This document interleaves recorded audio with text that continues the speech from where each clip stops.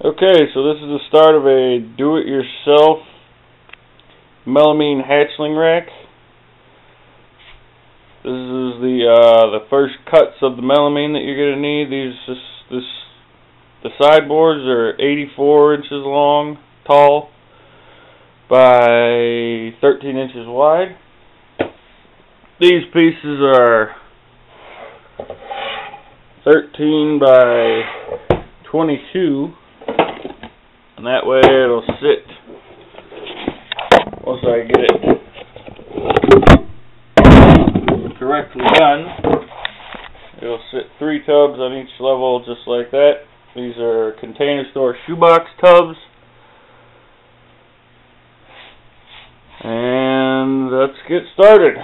So the first step is to get the top board on secure, so you kind of got to prop that end up, and I use these corner clamps to hold it in place while I drill pilot holes and countersinks and then screw it in all together. So here now you got your pilot holes and they're countersunk in, so your screws will be nice and flush. That was done with the drill bit for the pilot hole, the countersink bit for the countersink. Now we'll screw it all together.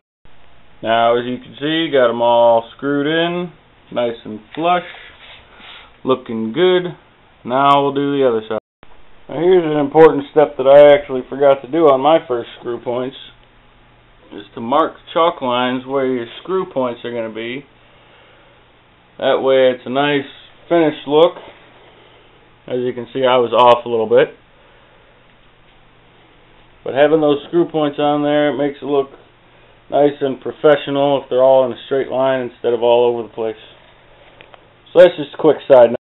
Alright, for the other side, I have that bottom end propped up with one of these pieces just to keep it in place. And as you can see with that chalk line, it gives you nice screw points where you can put your screws and it'll look good all the way down. Okay, so now I have turned this thing upright, as you can see. And as the spacer, I use the tubs and one layer of CDs. That will give you a nice space so that your tubs won't stick too much, but they'll still be tight enough that your snakes won't be able to get out. So then you just take your next board here, lay it on top, and screw it in. And here's another time where using your chalk line is essential.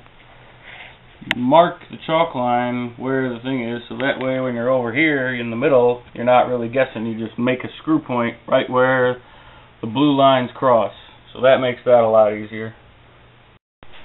And there you have it.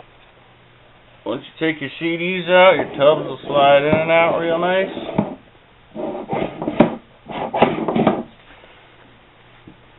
And then you just repeat that. This is going to be 17 levels high, so we repeat that 17 high for this. And I'll show you what it's like when it's finished. So this is it. This is what it looks like fully done. And now I'll get it flipped over and I'll put some heat tape on it and get it full of babies. So here it is, the final product. As you can see, I'm lacking a few tubs. I got to order more tubs. And also, as you can see, I only got 1 row of heat tape, and there's going to be 3 rows of heat tape, one behind each tub. So I need to order more heat tape. And then also on the back side of it, I'm going to put a piece of pegboard so that the pegboard gives it a little bit of insulation so that it holds the heat, but it also has holes in it so that it kind of provides a little bit of ventilation.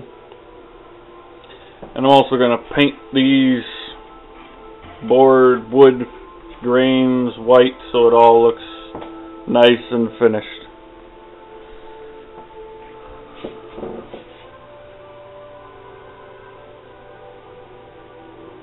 And that is how you build a hatchling rack, or at least how I did it. If you have any questions, comment on below, and rate and subscribe this video. It's always helpful.